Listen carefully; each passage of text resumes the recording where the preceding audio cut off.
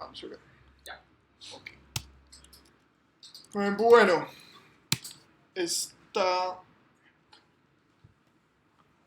esta presentación no va a ser tan técnica, va a ser algo más una, por así decirlo, como una introducción a las futuros Chuck Norris que vamos a tener.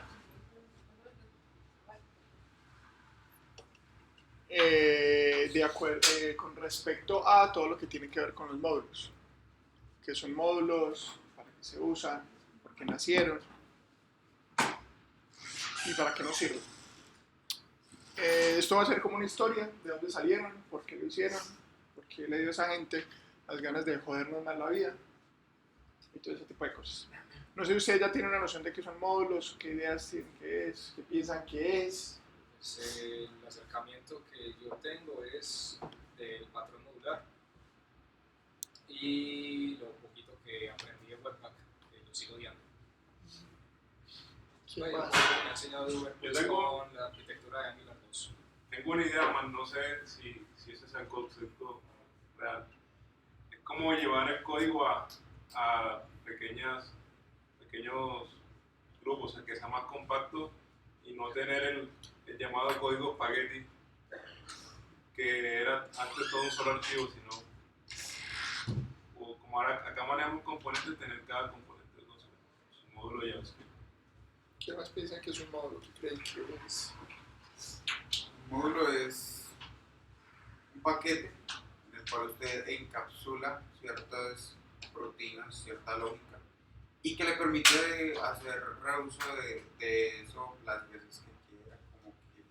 Ahora, yo de pronto entiendo bien que es un módulo de JavaScript, más no un módulo es como más, que abarque más cosas, pues, porque veo en Webpack pues, deja de ser simplemente JavaScript y se convierte más como en que abarca más el, bueno, así decirlo. O sea, todo lo que han dicho es verdad. Simplemente un módulo es una serie de código que yo encapsulo, como decía Oscar, y que lo puedo reusar en cualquiera de mis aplicaciones o de lo que yo esté desarrollando. Antiguamente no, todavía se les llama, por ejemplo, librerías, ¿cierto? Cuando llamamos, por ejemplo, DLLs y ese tipo de cosas, todo eso se refiere al concepto de módulo. Es simplemente una cantidad de código que una persona o un grupo de personas crea para que se puedan reusar en otro lugar. ¿Cierto? Esto es algo que ya se veía en muchos otros lenguajes, o sea, no veamos módulos solamente como algo JavaScript, veamos un módulo como un módulo en Java, un módulo en C, un módulo en Python o cualquier lenguaje de programación. Exacto. Entonces, ¿de qué es todo esto? ¿Qué es toda esta cosa? O sea, ¿por qué los developers les gustaría agregar algo a JavaScript y complicarles más la vida? No sé si recuerdan esto. O sea, esa era la forma como antiguamente, incluso todavía tenemos ese problema. O sea, tenemos un montón de módulos, por ejemplo, jQuery, son objetos que definimos, utilidades, validaciones, cosas personales, basket, catalog, marketing y todo ese tipo de cosas. ¿Cierto? Entonces, una de las razones por las que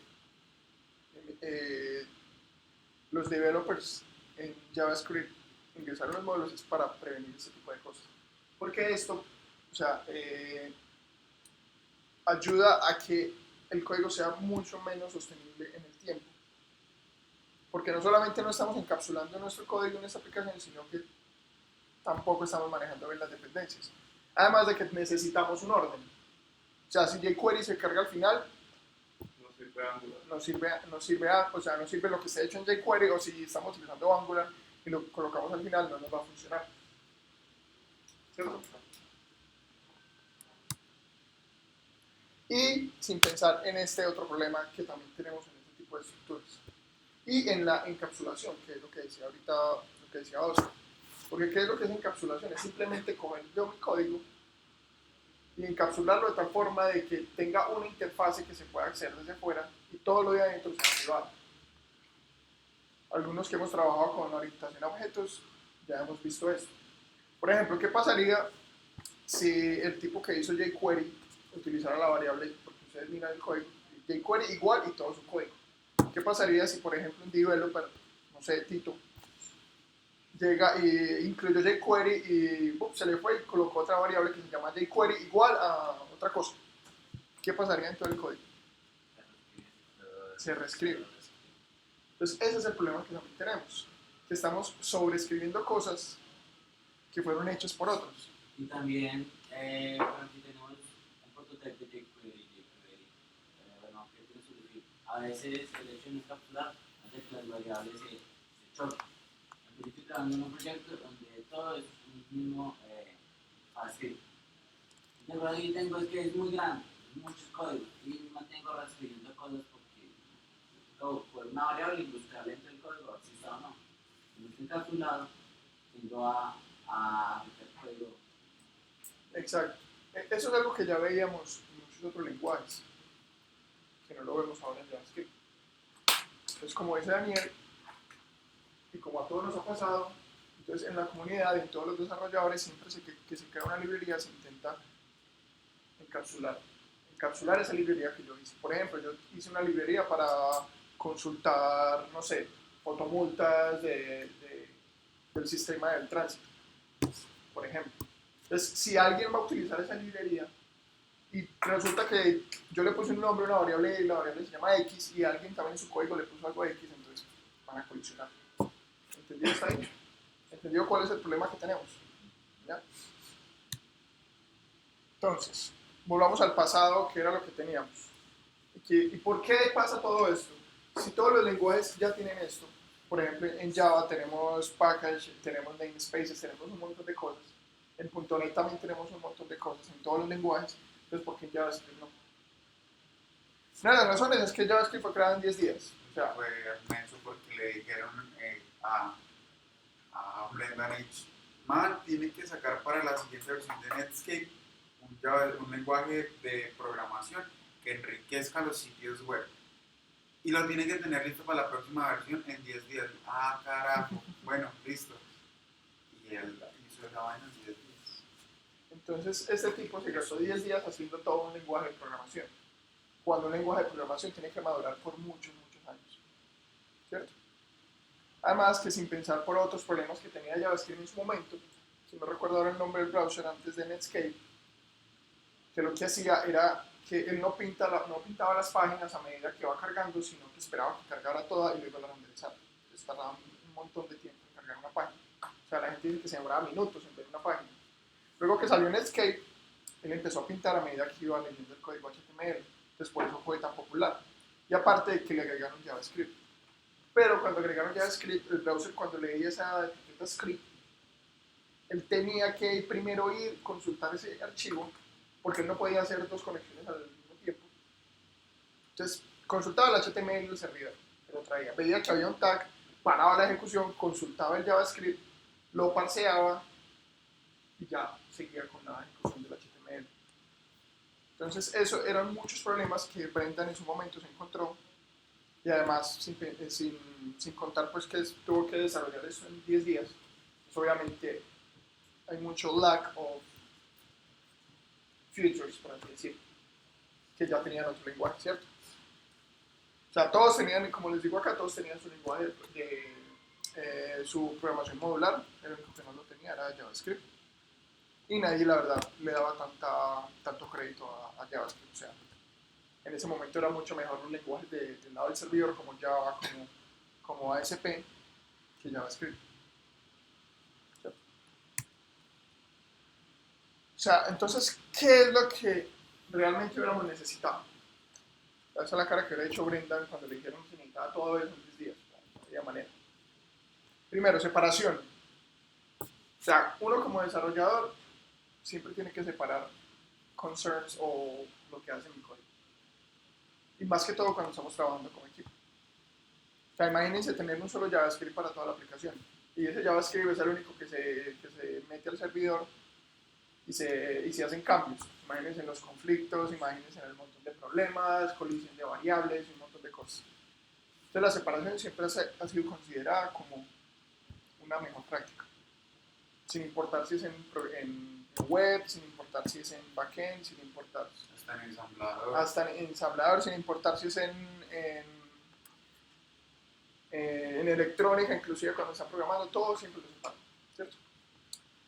Composability, eso viene del término de que yo puedo coger esos diferentes elementos y los puedo mezclar para formar uno solo. Entonces hago la composición de todos esos elementos que yo creo.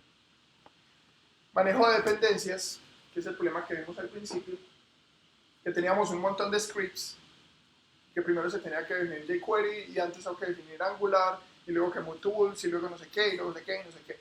Todo ese manejo de dependencias siempre ha sido un problema en Java.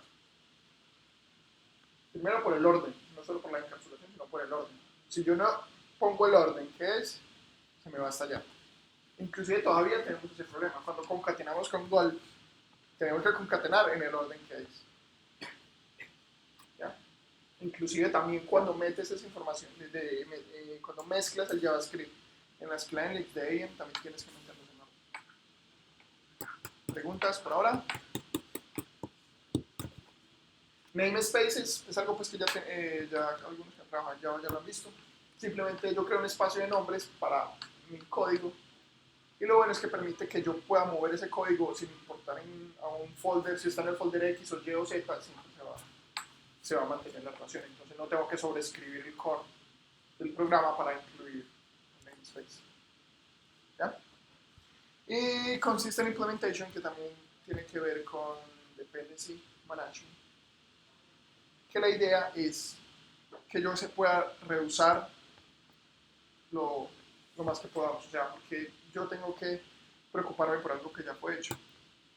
Entonces simplemente esa implementación debe ser consistente en todo el entorno de desarrollo de JavaScript para que algo que hizo Alex yo lo pueda utilizar. ¿Ya? Ok, entonces ahí fue cuando entró la comunidad. Cuando llegó la gente que trabajaba con JavaScript, dijo, no, tenemos que resolver este problema. Los tiempos están cambiando, ya las páginas son más ricas. O sea, antiguamente cuando yo iba a validar un formulario, lo primero que tenía que hacer es consultar el servidor, validarlo allá y devolver otra página HTML, no sé si lo recuerdan. Con PHP se hacía mucho.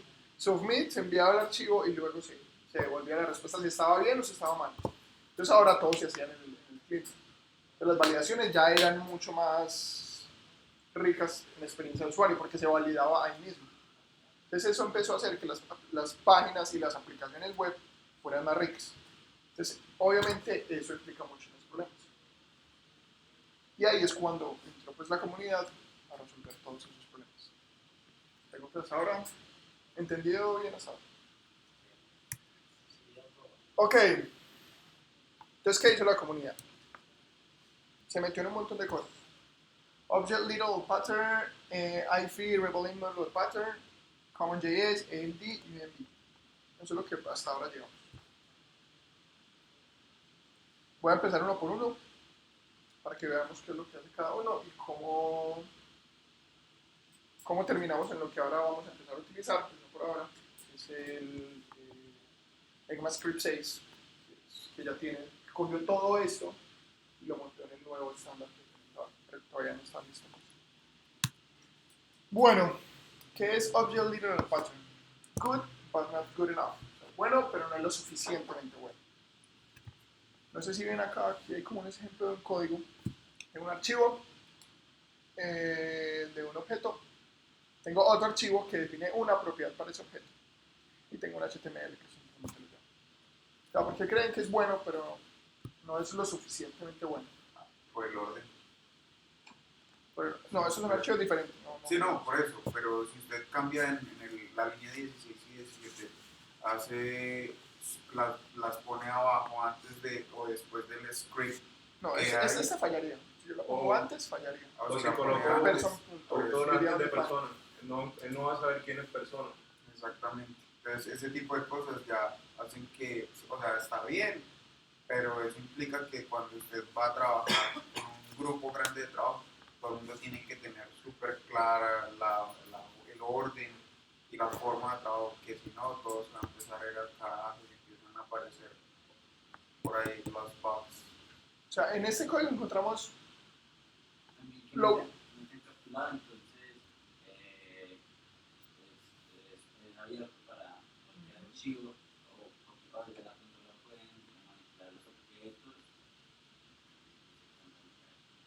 O sea, eso es considerado una de las cosas buenas para abrir a Pattern, porque lo que está haciendo es que permite asociar funciones y métodos a un objeto. Simplemente, por eso es bueno. Y lo han utilizado todos. Como JSN, IFI, inclusive todos. Lo malo es lo que han dicho ya ustedes. El orden, no hay encapsulación. Si yo sobrescribo esta person igual acá a otra cosa, chao, ya perdí la referencia toda a la función auto. Pero es algo bueno porque fue con lo que empezó la gente en ese momento. Que simplemente podía crear un objeto y agregarle métodos y propiedades. ¿Cierto? ¿Entendido? Eso inclusive todavía lo utilizamos bastante. Esto lo vemos el día a día. Incluso en las pruebas vas a ingresar a una empresa, te mandan a decir que tienen que utilizar el patrón Ah, orientado a objetos. Pues y ese es el caso. ¿Ya? Bueno, IFI, Revealing Model Pattern.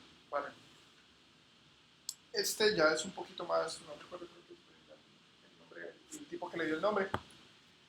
Es bueno, pero lastimosamente es feo. Es tan bueno, inclusive, que lo utiliza prácticamente. De ahora en adelante, si entienden bien esta estructura, entienden cómo se está desarrollando todo lo que es como todo eso. Bueno, ¿cómo? No, yo Sí, exacto. Es que ese es el que recomienda, inclusive todavía todo el mundo. No buscar pues una clase de módulos y el mundo es puro Luego, Esto simplemente, ¿qué es lo que está haciendo? IFI simplemente es la notación. O sea, yo creo mi función, la encierro en estos paréntesis. Esa es la notación IFI y cuando dice Revealing Model de Pattern significa esto. Esta sección acá está haciendo acá. O sea, ese es el patrón. Ese return acá. ¿Por qué? Porque todo lo que está aquí adentro, todo lo que está por fuera del return no se está siendo revelado a lo de afuera. O sea, yo ahí puedo crear todas mis variables privadas. Algunos que hemos trabajado en Java en otros lenguajes, vemos que uno utilizaba private function porque era private y desde afuera no se podía ver. ¿Ya? Entonces yo simplemente ofrezco una interfaz que otras aplicaciones pueden utilizar. O sea, en este caso tengo una persona y que ofrece una función que llama name, que retorna un nombre, una propiedad que llama bytecode true y una species que es como mix amigos. ¿Cierto? Y además de que esa sección de código tiene la funcionalidad de mostrarse afuera cómo funciona y le permite que los de afuera la inicialicen enviándole argumentos. De esa manera, entonces este order name se envía a este y ya aquí simplemente hago todo. Entonces ahí que estoy haciendo, eso ahí para nada está, ¿cómo se diría? Purulando, como infectando. O sea, no estamos envenenando, ensuciando el global scope. ¿Qué es el global scope? Window. El browser. O sea, window. Todas las variables que yo creo por fuera de esto se asocian al global scope. Si yo las sobrescribo en otro lado, ¿cierto? Es importante que entiendan este método, como este patrón, cómo funciona, porque como les digo, de aquí en adelante es utilizado en todo. No sé si tienen alguna pregunta sobre este en específico. ¿Está bien? ¿Lo entendemos? Ya lo hemos utilizado bastante, ¿cierto? Y ahí fue cuando todo empezó a putearse. Así decir. ¿Por qué? Porque empezó a aparecer, en ese momento apareció lo que era Node.js. ¿Ya? Cuando ya creíamos que ya podíamos trabajar con el IFI, ya ahora teníamos que preocuparnos no solamente por el browser, sino también por el servidor. So, como les digo, un nuevo escenario de lo que tenemos que preocuparnos. Es importante que entendamos que es server-side y client-side. ¿Ustedes qué entienden como server-side y client-side? Pues yo sé que ya algunos ya lo entienden bien, pero Tito, ¿vos qué entendés por server-side y client-side? Por el lado del servidor y el lado del cliente.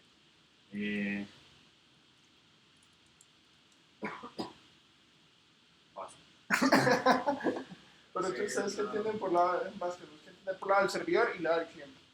Pues, hablando más como del objeto global pues, del cliente, pues que obviamente no es lo mismo que va a ser en el objeto global que tiene el server, pues, de nuevo.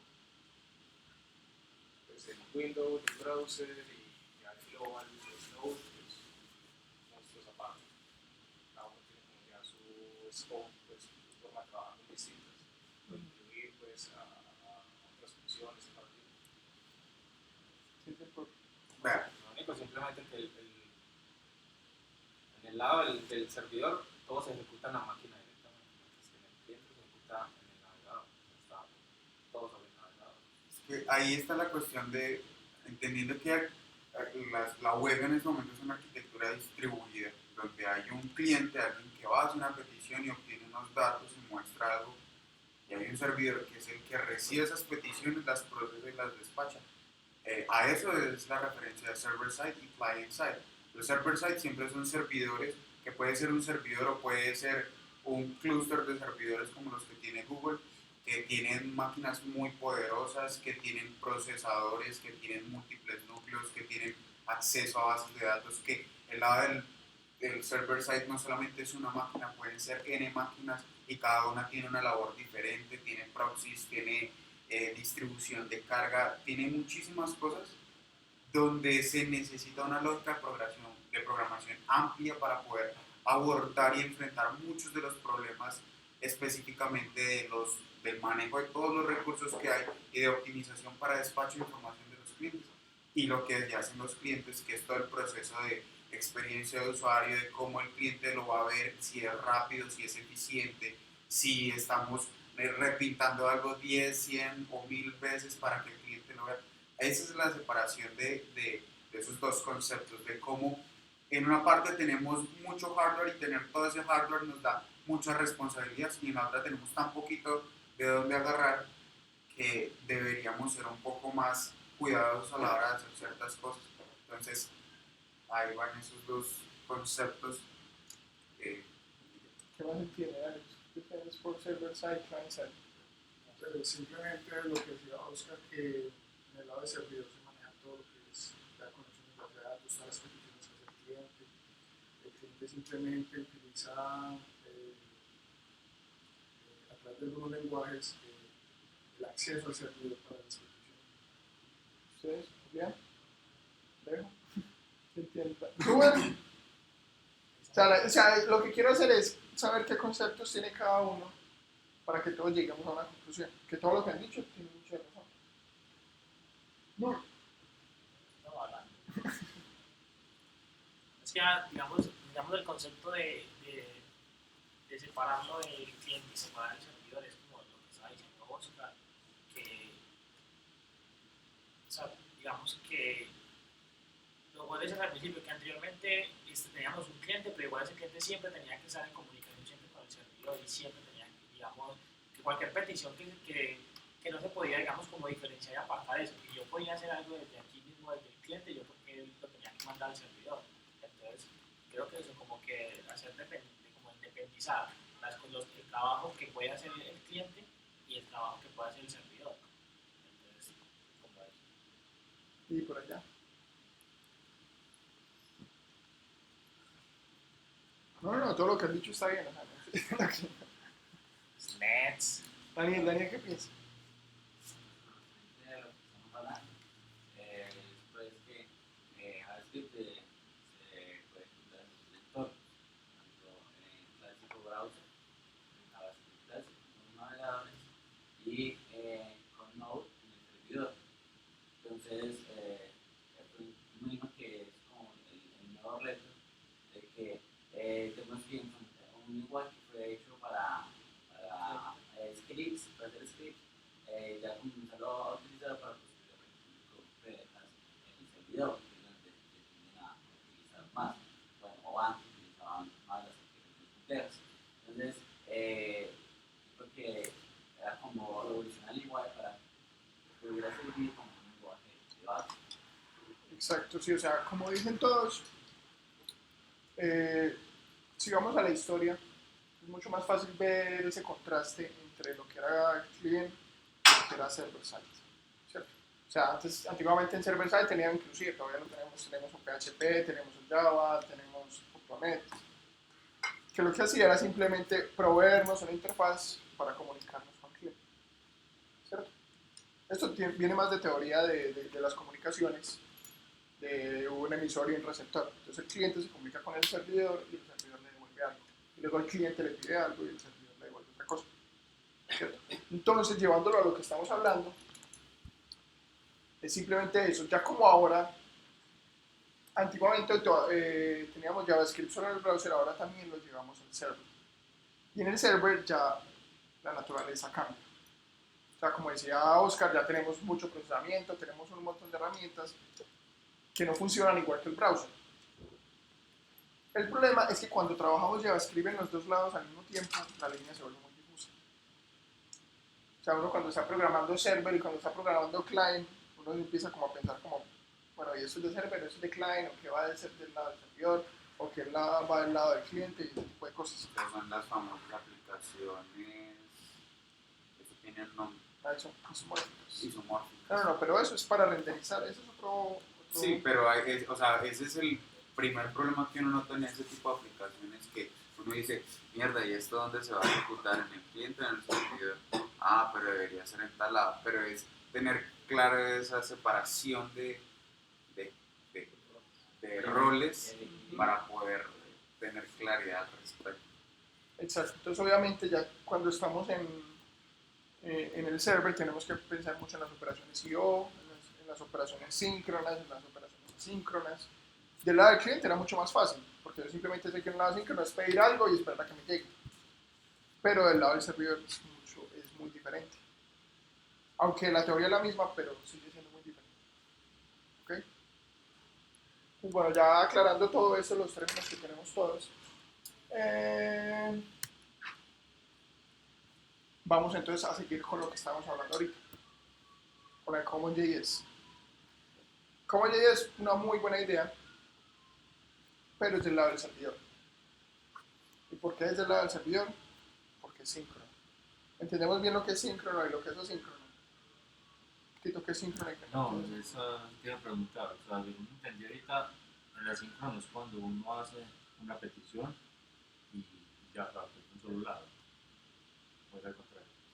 No, O sea, tiene asíncrono es cuando vos pedís algo, pero no sabes cuándo te va a llegar. O sea, vos Así- pedís algo, ya haces Es tus asíncrono. cosas, te quedas ahí, Ese es asíncrono. ya le pedís un café a Franci y te quedas haciendo tu trabajo Ya lo trabaja. hasta que llegue tu café, ¿cierto?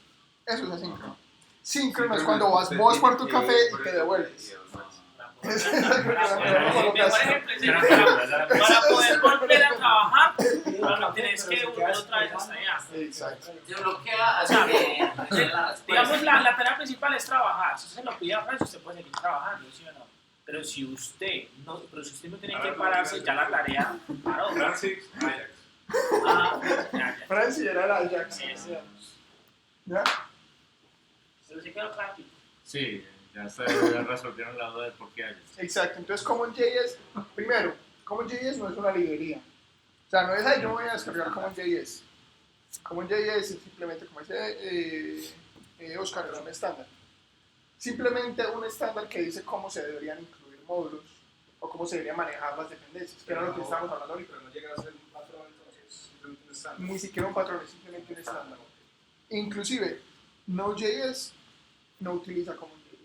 No. Que es una pelea. Node.js tomó CommonJS como ejemplo, pero no lo utiliza al 100%. CommonJS, o sea, hay que pensar que Node.js no es el único que salió y alguien se lo inventó y boom, no. Antes de Node.js subieron otras implementaciones. Hay varias implementaciones de JavaScript server-side, pero la que más pegó, usada en este momento es Node.js porque utiliza V8, que es el motor de JavaScript de Chrome, que tiene muchas optimizaciones. Entonces, por eso mucha gente dice, ay, no, sí, no. Esos otros utilizaron al 100% CommonJS, era el estándar. Pero Node.js se basó y lo tomó como ejemplo, inclusive en la sintaxis. Si miran la sintaxis, es igual. Pero hay ciertos patrones que no utiliza Node.js de CommonJS. ¿Ya? ¿Entendido muy bien lo que es CommonJS? Miremos un ejemplo de CommonJS. O sea, es el mismo ejemplo que teníamos ahorita. O sea, yo exporto en mi archivo monkey.js. Yo exporto una función que retorna un scope. ¿Se acuerdan de eso ahorita cuando estábamos hablando del life? Un nombre, una propiedad y un nombre. Y una especie. Pública, unas variables. Exacto. En el person.js es exactamente lo mismo. O sea, aquí ya todo eso es privado. Eso es simplemente una if. Es como si yo pusiera una if aquí adentro. Dice return. Y ya simplemente exporto lo que realmente se va a utilizar del lado de la persona que lo usa. Y ya simplemente el que lo usa incluye con el require. ¿Ya? ¿Entendido hasta ahí? Eso es lo que es CommonJS. Esa es la sintaxis básica ya de CommonJS. Exacto, aquí es donde voy y esa es la parte síncrona. ¿Por qué no nos sirve en el browser? Porque las peticiones son asíncronas. Exacto. ¿Se acuerdan del problema que teníamos al que yo les conté de cómo funcionaban los browsers al principio? Que pedían el HTML y lo pintaban solamente cuando llegaba. Entonces imagínense esto en el lado del browser. Y que tengamos un montón de JavaScript scripts ahí. O que tengamos incluso solo un JavaScript como es la .js. Entonces él hace un require, tiene que ir, buscarlo, llegar, ir, buscarlo, o sea, primero buscar person, luego buscar monkey y ya luego empezar a pintar todo. O sea, es síncrono. Síncrono es lo de cuando tú te paras, cuando lo que O sea, dejas de trabajar, ir a ir a buscar algo. Cuando las tareas se bloquean una detrás de otra, van infinitas. O sea, le vas a buscar café a todo lo de la oficina. Mientras que no, entonces se están las tareas y Sería San Francisco. no se bloquean. Exacto. Es por eso como en JS es una implementación que se empezó se ideó cuando se estaba manejando JavaScript del lado del servidor. Entonces obviamente no nos servía. Ese estándar no nos servía del lado del browser. Pero se tomaron varias ideas, por ejemplo, lo del export, lo del require, que ahorita ya más adelante lo vamos a ver. Parecido, no sé. Exacto, es inclusive, por eso te digo, Node.js toma esos nombres, inclusive los tomó para implementar para hacer su implementación no de CommonJS, sino de módulos en JavaScript. AMD, Asynchronous Module Definition. De aquí que las cosas, CommonJS era asíncrono y ese es asíncrono. Ese se puede utilizar en El buen chico en el cliente, pero es horriblemente feo. O sea, la sintaxis, no sé si ustedes han trabajado en la implementación de AMD.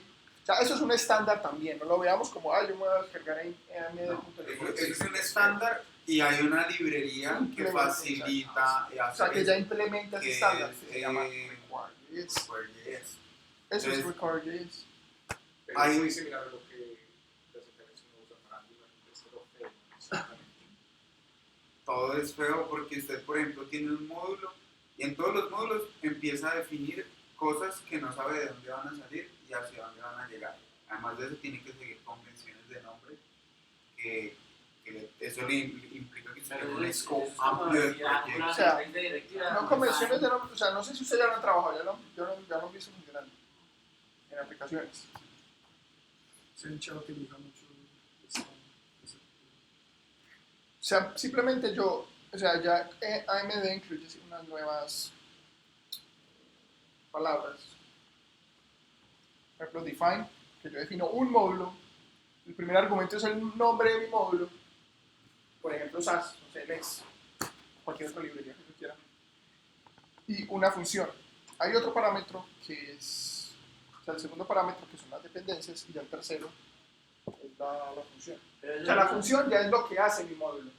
Y esa función recibe como argumento las dependencias. O sea, define simplemente recibe tres parámetros. Veámoslos así, tres parámetros. El nombre del módulo, dependencias y la función que es lo que hace mi módulo. Él hace internamente todo y lo que retorna es el objeto que va a funcionar como cápsula del módulo. Entonces ya uno lo que hace es que si necesita usar algo interno del módulo, más bien retorna un objeto que envuelve la funcionalidad que quiero proveerle a todas aquellas que requieran mi módulo. Y ese objeto ahí de retorno al final. No, el de arriba. Ese objeto es el módulo. Eso es simplemente la interfaz que yo le ofrezco a mis Pero, o sea, pero archivos. habría un objeto y puede definir variables O sea, y funcionar como Ujú. En realidad, Perdón, ahí aquí no, sí creo que eso sí no es error un mío. objeto, Sí, eso error es mío. un scope. Eso sí fue error mío. Pero, o sea, pero eso se puede hacer así. Sí, eso se puede hacer. Ya, eso se puede hacer. O sea, es como cuando en CommonJS exportas una función o exportas un objeto. No, sí, sino que es como... No, aquí sí es error mío de sintaxis. Ah, Eso es error mío de sintaxis. ¿Qué cosa? pues Porque que- esto debería ser un igual. Entonces, obviamente, ya crea todo. No, eso del igual, sí, pero ese Y return, esto llave, me quita. una churreta y otra llave que cierra, eso sí sirve. Y eso es una definición de un scope. Entonces, Y ese no- pedazo de ahí y no se vale, detiene, debería estar aislado. Y no se detiene, o sea, No, que igual no se abajo detiene. otra vez retorno. Y es que eso de ahí, eso es un buen punto. No, Porque ahí ¿de sí qué es retorna? error mío, ahí Yo sí es creo que error mío. retorna lo Esto de- no va acá, esto no va acá y eso era un igual. Pero yo estoy retornando dos Y veces. eso es un igual. Y yo retorno. Exactamente. Ah, no, es que es una cagada. Y- Este es error mío. ¿Sabes qué? De arriba, Ese es error mío. Pucha. ¿Ya? y después del... Y eso es un igual. Y después del... Y aquí falta una coma. Sí, falta una coma. Si se encuentro. Bueno, listo. Pero bueno, la idea es que me entiendan el concepto. Require Pero JS. esto es muy parecido a Angular, por ejemplo, en vez de define, sería una directiva Yo El retorno. nombre que y tiene inyectan las dependencias. O sea, ¿qué es lo que hace Require.js internamente? Simplemente coge todas estas definiciones de las dependencias y las carga on demand. Por eso es asíncrono. O sea, cada vez que le encuentra este módulo, él va, viene y busca el archivo person.js, el archivo monkey.js, los inyecta, dependency injection, lo mismo de Angular, a esta función y ya lo pasa como parámetro. ¿Ya?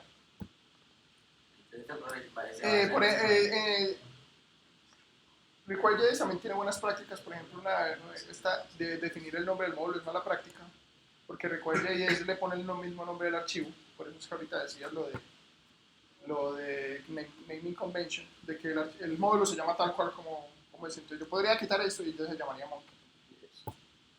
¿Ya? Eso es named modules, que lo utilizaba mucho, pero ya no lo recomiendo.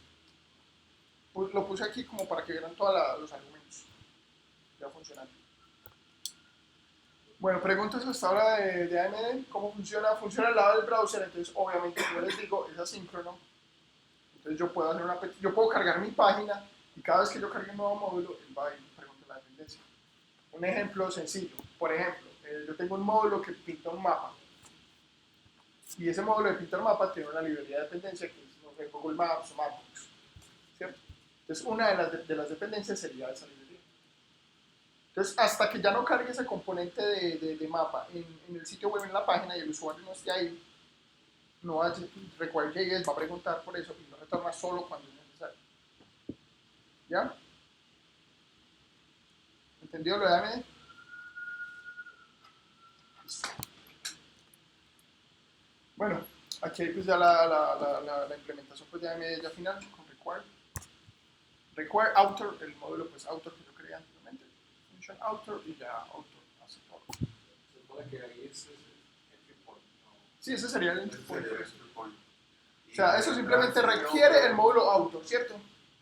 De vuelvo así. Y cuando lo requiere, recibe esta variable y esa variable tiene un Ese autor es el scope. Ahí el define cosa. Quitando eso, porque y eso es un author error, Ya, requiere person y monkey. Es que ahí- él retorna una variable.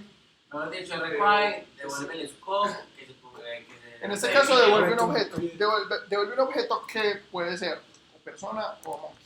Pero se supone que el entry point es simplemente la función que ejecuta Al principio. el llamado, que instancia pues como todo ese objeto, o Es la entrada inicial al programa.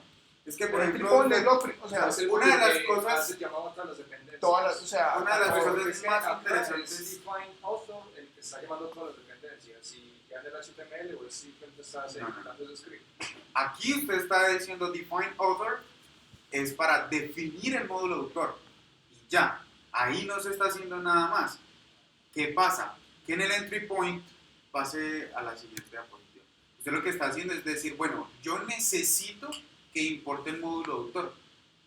Cuando él hace eso, lo que hace es ir y buscar el archivo author.js y ejecuta esa definición automáticamente, monta el módulo, carga eso en memoria, pero mira las dependencias, entonces va a buscar monkey y lo monta en memoria y busca la otra y la monta en memoria. Y cuando ya todo está montado en memoria, ahí sí llega y ejecuta el callback del método required. Lo mismo que haría En el ese NGA. caso, ¿cómo? Es lo mismo que haría el NGA. Es decir, lo que carga el módulo Sí. específico.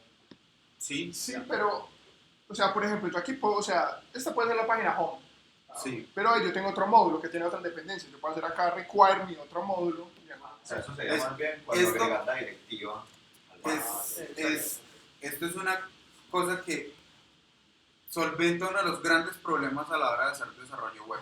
Y es, ¿qué pasa si yo tengo 20 componentes para todo mi sitio, pero yo en una página solamente uso uno? Generalmente lo que hacemos ahora es que en un solo archivo tiramos el JavaScript de todos los 20 componentes. O Pero incluimos eso los implica- script tags o de todo acá. incluimos todo. Que era el Entonces, problema de eso implica que cuando se empieza a cargar va a haber un overhead en la carga, porque va a tener que traer todo lo que hay, o va a cargar más datos de los que debe, o bueno, lo que sea. Y son cosas que no va a usar el cliente. Entonces, porque toca, porque si no, vamos a tener problemas después por el orden, para importar. Entonces, con AMD, o con Require.js, por ejemplo, usted solventa eso porque usted cuando carga una página le dice, yo para esta página necesito cargar esto específicamente que depende de estos módulos únicamente, y él solo carga lo que necesita a demanda. Entonces, es de los mejores approach que hay. O sea, él no ejecuta esta función author, esto, hasta que author carga, ¿verdad? Y author tiene otras dos dependencias. Entonces, primero carga person, luego carga monkey, y luego carga author, ejecuta esta función, retorna eso. Pero, por ejemplo, si Monkey y otros tienen archivos diferentes, igual. No, es que están en archivos diferentes. Aquí, o sea, puse como Aquí, la definición. archivos diferentes. Sí, person.js, monkey.js y author.js. Entonces, porque técnicamente incluyes en la otra pestaña, no incluyen los archivos. Este data main de Require.js, él pone este como base URL. Entonces él asume que está ahí y si no lo busca ahí. Si no, Require.js tiene una configuración que no le puede Se le decir puede que configurar y decirle ¿qué cuál folders es la busca? raíz de búsqueda. ¿Cuáles son el pack de estáticos? Y supone entonces que él hace esa carga de dependencias de forma así. O sea, él carga todo asíncrono y no ejecuta esto hasta que todo lo... Lo otro es de rey. O sea, como con promesas. O sea, define una promesa y den y al final hace todo lo que tienes que hacer. Pero tengo una pregunta. Entonces, si en estos archivos hay un error, la pena cargaría sin Fallaría el parcero cuando cargue esa librería. cuando cargues Ya el browser específicamente, exacto. Si en person.js hay un problema, bueno, aquí hay un problema, entonces simplemente cuando yo llame esto, él carga esto, pero pum, acaba hasta allá. Y entonces no se Pero, ejecuta nada. si no se Entonces, no sé, entonces, obviamente, como hubo un error acá, no ejecuta esto.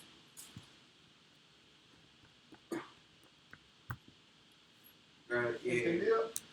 Es una duda que la verdad nunca había probado y eso no tiene fallback. No sé, tendría que mirar la documentación de Require, pero no sé. Es importante, o debe ofrecer No, alguna pero forma de posiblemente fallback. lo tiene. Lo recomendable es hacer una función main y que ese tiene inyectar todos sus módulos. Porque yo veo que Sí, pero acá, no tendría ningún sentido, porque igual estás cargando todo el sitio, todo el árbol de dependencias. Lo que usted puede hacer es, por ejemplo, o bueno, digamos en IEM, lo que debería hacerse es que cada vez que él empiece a poner un módulo, él empiece a agregar una variable de ella, es que necesita tal módulo. Y al final, él mismo dinámicamente debería crear ese último script tag y ahí poner el contenido donde empieza a poner dentro de ese arreglo lo que debería importar y ya él debería importarlo y montar todo en Por memoria. ejemplo, eso se utiliza mucho en las aplicaciones de ahora con Angular. Porque si yo tengo una serie de directivas y mi directiva yo tengo mi directiva y mi directiva depende del servicio, no sé, products y, no sé, login, por ejemplo, o user. Entonces él simplemente carga la directiva, ¿cierto? Y ve que tiene unas dependencias. Entonces carga primero el products, luego carga el login, la devuelve y ya. Entonces carga según las directivas que estén en el HTML. ¿Ya? Pero si no estamos hablando con directivas, sino únicamente con esto. Solo Entonces, vanilla. significa llamar en el script final. Sería parecido a esto. Recortar, y ya. Sería parecido a eso. Por ejemplo, aquí instancias tu plugin con la librería author, por ejemplo. Ah, O sea, aquí document.getElementById y .innerHTML igual a esto. Y por ejemplo con Angular lo que usted puede hacer es decir, Angular tiene un método que es Bootstrap y el Bootstrap hace el proceso de inicialización. Entonces, si usted ejecuta Bootstrap y él no encuentra nada, dice, no hay nada para hacer todavía y o ignora, mostrará unos errores, usted le puede decir, no pasa nada todavía. Y después, cuando usted ve que ya cargó todo con el require.js, ahí sí le dice angular.bootstrap y le pasa unos parámetros de configuración y esa cosa vuelve a ejecutar todo lo que corre al iniciar el proceso de Angular y como ya tiene todas las dependencias cargadas, ahí sí empieza a montar directivas, controladores, todo lo que ¿Entendido? sí. ¿Sí? Perfecto. Bueno, UMD, Universal Mode Definition, es la misma cosa, pero ya todas definidas. Cuando van a ver ese estándar de UMD, simplemente va a haber un montón de if. Lo que hace UMD es unificar CommonJS y AMD. Entonces, por ejemplo, si vos creas tu módulo en CommonJS, yo creé mi módulo en AMD, entonces ya un tercero puede utilizar UMD para cargar tu archivo y mi archivo en la misma aplicación. ¿Ya? O sea, implementaciones Webpack. Entonces, Webpack utiliza esa entrada de Unified Mode Definitions para cargar módulos. Una duda. Doble te pongo. Aquí, por ejemplo, en este está cargando el require.js. En CommonJS es lo que carga. como JS No, no en carga CommonJS nada no porque Porque, o sea, pero estaba diciendo que era un estándar. es un estándar así que, sí que se implementa de acuerdo al motor de Ya. JavaScript. A la fácil. AMD es un estándar también. ¿Y quién lo implementa? Require.js. CommonJS es un estándar. ¿Y quién, digamos, lo que lo implementa? Node.js. ¿Ya? Entonces Node.js ya obviamente, como eso es asíncrono, entonces él hace simplemente esto. Aquí ve un require y lo carga, y hasta que no lo cargue no sigue la ejecución. Porque es síncrono. ¿Ya?